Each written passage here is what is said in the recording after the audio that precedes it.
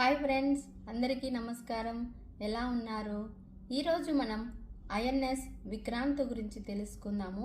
INS Vikrant మన దేశానికి స్వతంత్రతకు ప్రతిబింబించేలా ఒక గర్వకారణం. సాంకేతిక పరిజ్ఞానం, దేశభక్తి, దేశభద్రత కలిస్తే ఈ నౌకలో మనకు ప్రతిబింబిస్తాయి. ఇలా ఈ ఐఎన్ఎస్ విక్రాంత్ గురించి మరిన్ని విషయాలు తెలుసుకుందాము. ఇంతలోపు నా ఛానల్ని సబ్స్క్రైబ్ చేసి ఒక లైక్ చేసి షేర్ చేయండి ఫ్రెండ్స్. ఇకపోతే ఈ బోట్ ఎలా పని చేస్తుంది, ఎంతమంది ఎంప్లాయీస్ వర్క్ చేస్తారు, అవన్నీ కూడా మనం చూద్దాము. ఐఎన్ఎస్ విక్రాంత్ నౌకలో సుమారుగా 1700 మంది ఎంప్లాయీస్ పనిచేస్తారు. ఇందులో 160 నుంచి 200 వరకు హెచ్చు స్థాయి అధికారులు ఉంటారు. అలాగే ఎవరైతే కెప్టెన్గా ఉంటారో వారే నావికాదళం జెట్ ఫ్లైట్స్కి, బోట్స్కి, సబ్మెరైన్స్కి కూడా అధికారికత్వం వహిస్తారు. భారత నౌకాదళంలో మరో రక్షణ కవచంగా నిలిచింది. భారత రక్షణ రంగం అమ్ముల పొదిలో ఇదొక అధునాతన అస్త్రంగా చెప్పుకోవచ్చు. అదే ఐఎన్ఎస్ విక్రాంత్. ఈరోజు మనం ఐఎన్ఎస్ విక్రాంత్ గురించి చెప్పుకోబోతున్నాం. మన స్వదేశీ పరిజ్ఞానంతో నిర్మించబడిన ఈ విమాన వాహక యుద్ధ నౌక ఐఎన్ఎస్ విక్రాంత్ సేవలందించేందుకు మనకు సిద్ధంగా ఉంది. ఐఎన్ఎస్ విక్రాంత్ యొక్క బరువు 40,000 టన్నులు ఉంటుంది. ఇందులో 34 విమానాలను మోసుకు వెళ్లే శక్తి సామర్థ్యాలు దీనికి కలిగి ఉన్నాయి. 15 నుండి 20 ఏండ్ల ముందు కేవలం రష్యా, అమెరికా, ఇంగ్లాండ్ మరియు ఫ్రాన్స్కి మాత్రమే ఇటువంటి విమాన వాహక యుద్ధ నౌకలు ఉండేటివి. మరి ఇప్పుడు అత్యాధునిక సాంకేతిక వైజ్ఞానిక ఐఎన్ఎస్ విక్రాంత్ మన భారతదేశానికి కూడా ఈ మంచి పేరు తీసుకుని వచ్చి పెట్టింది. విక్రాంత్ నిర్మాణం 10 ఏళ్ల కిందటే ప్రారంభమైంది. పూర్తి స్థాయి స్వదేశీ పరిజ్ఞానంతో, అంటే మన ఇంజనీర్లు, మన ఆర్కిటెక్చర్ల తెలివితేటలతో ఈ యుద్ధ నౌక అనేది అత్యాధునిక సదుపాయాలతో తయారు చేశారు. కేరళలోని కొచ్చి షిప్యార్డ్లో దీన్ని తయారు చేయడానికి మొదలుపెట్టారు. జయం సం యుద్ధిః స్పర్ధః అనే ఋగ్వేద శ్లోకానికి స్ఫూర్తిగా దీనిని రూపొందించారన్నమాట. నాతో యుద్ధం అంటే నాదే గెలుపు అని ఈ శ్లోకానికి అర్థం. 1999లో ఇండియన్ నేవీకి చెందిన డైరెక్టర్ ఆఫ్ నేవల్ డిజైన్ సంస్థ నౌకా డిజైన్ని మొదలుపెట్టింది.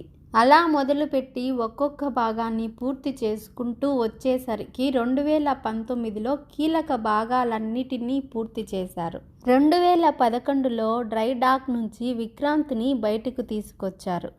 ఆ విధంగా మిగిలిన పూర్తి ఏర్పాట్లు చేసి 2015 జూన్ 10న కొచ్చి తీర ప్రాంతాల్లో జలప్రవేశం చేశారు. అంటే ఒక బోట్ని టెస్ట్ చేయాలి అని అంటే అది సముద్రంలో అయినా లేదా నదిలో అయినా మనం చేయాలి. ఐఎన్ఎస్ విక్రాంత్ అంటే ఆషామాషి బోట్ కాదు కాబట్టి హిందూ మహాసముద్రమైన కొచ్చి తీర ప్రాంతాల్లో దీన్ని టెస్ట్ చేశారు. ఆ విధంగా సముద్రంలో మరికొన్ని పరీక్షలు, టెస్టులు చేసిన తర్వాత పూర్తి స్థాయి సేవలకు ఉపయోగించారు. ఏ ఉద్యోగికైనా, ఏ జాబ్ హోల్డర్కైనా కొన్ని రోజులు, కొన్ని సంవత్సరాలు జాబ్ చేయడం వల్లనే మనకి ప్రమోషన్ అనేది వస్తుంది. ఆ విధంగా ఐఎన్ఎస్ విక్రాంత్కు 2020లో భారత నౌకాదళంలో సేవలు ప్రారంభించడానికి అవకాశం దొరికింది. ఐఎన్ఎస్ విక్రాంత్ని ఇండియన్ నేవీ కీలకమైన తూర్పు నౌకాదళం కేంద్రంగా సేవలందించనున్నది. ప్రపంచంలోనే 3వ అతిపెద్ద మహాసముద్రం హిందూ మహాసముద్రం. రక్షణ పరంగా, రవాణా పరంగా ఎంతో కీలకమైన ఈ సముద్రంలో ఆధిపత్యం కోసం మన దేశంతో పాటు చైనా, అమెరికా మొదలైన దేశాలన్నీ విశ్వ ప్రయత్నం చేస్తున్నాయి. ఇందులో పైచేయి సాధించేందుకు భారత్ సిద్ధం చేసిన బ్రహ్మాస్త్రమే ఐఎన్ఎస్ విక్రాంత్. 7 కోట్ల చదరపు కిలోమీటర్లు విస్తీర్ణం కలిగిన హిందూ మహాసముద్రంలో ఎలాంటి అడ్డు లేకుండా ఎటువంటి వాతావరణానికైనా ముందుకు దూసుకెళ్లగలిగే శక్తి సామర్థ్యాలు కలిగింది ఈ ఐఎన్ఎస్ విక్రాంత్.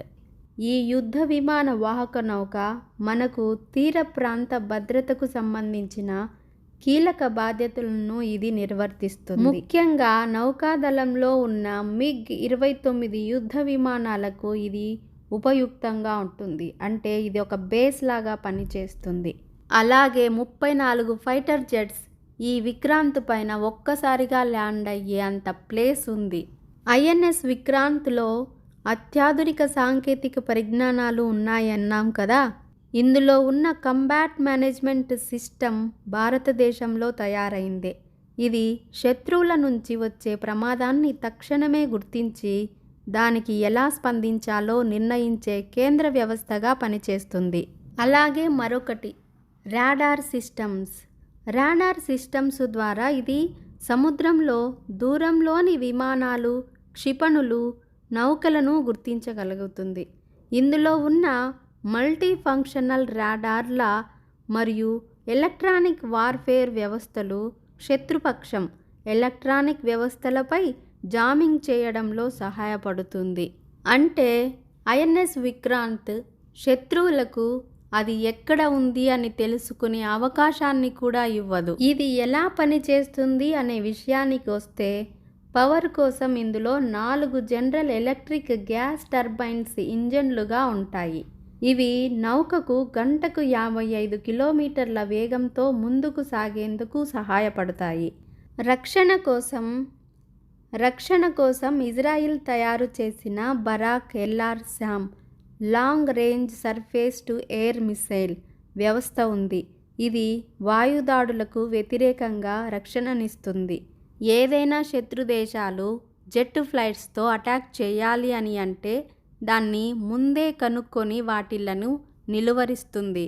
అలాగే close in weapon system CIWS సమీపం నుంచి వచ్చే మిసైళ్లను వెంటనే గుర్తించి వాటిని తుడిచివేయగలుగుతుంది.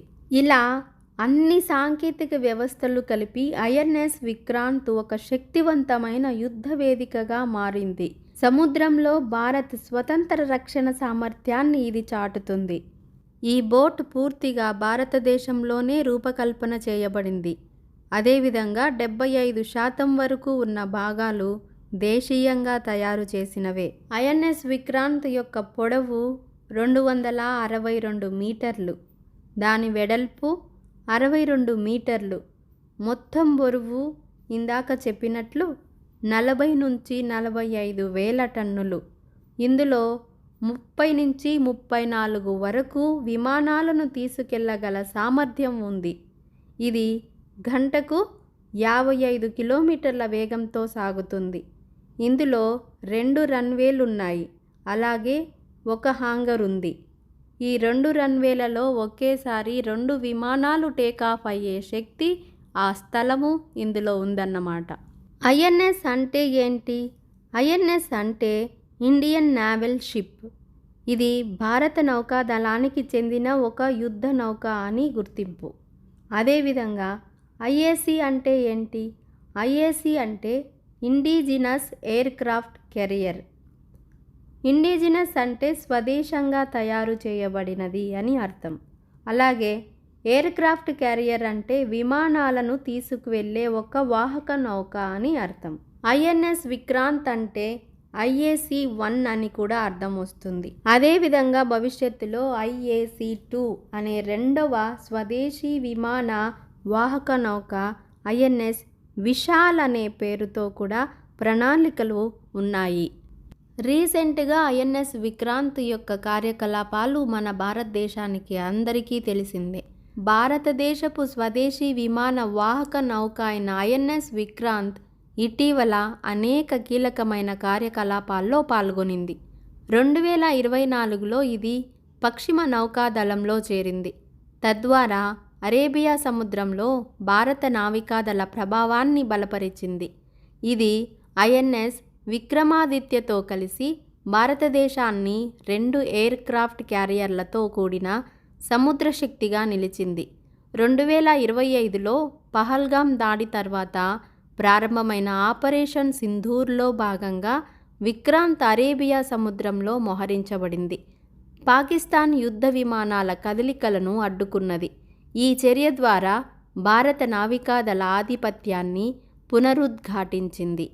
ఇందుకు తోడుగా 2025 ట్రోపెక్స్ వ్యాయామంలో విక్రాంత్ పాల్గొని సముద్రంలో 3 ఫోర్సెస్ సంయుక్త కార్యకలాపాల్లో ఇది ఒక భాగమైంది. ఐఎన్ఎస్ విక్రాంత్, ఐఎన్ఎస్ దీపక్తో కలిసి ఒక వాణిజ్య నౌకకు వైద్య సహాయం కూడా చేసింది. సాంకేతికంగా కూడా ఐఎన్ఎస్ విక్రాంత్ మరింత అభివృద్ధి చెందింది. ఇందులో కొత్తగా ఏఈఎస్ఏ రాడార్ వ్యవస్థలను, సెన్సార్లను స్థాపించబడ్డారు. 2024లో భారత రాష్ట్రపతి అయిన ద్రౌపది ముర్ము గారు ఈ నౌకను సందర్శించారు. నావికాదళ శక్తిని ప్రత్యక్షంగా వీక్షించారు. చూశారు కదా ఫ్రెండ్స్, ఐఎన్ఎస్ విక్రాంత్ మన తీర ప్రాంతాల్లో మనకి ఎంత రక్షణ వలయంగా పనిచేస్తుంది అని. ఈ వీడియో నచ్చినట్లయితే మీ ఫ్రెండ్స్కి షేర్ చేయండి ఫ్రెండ్స్.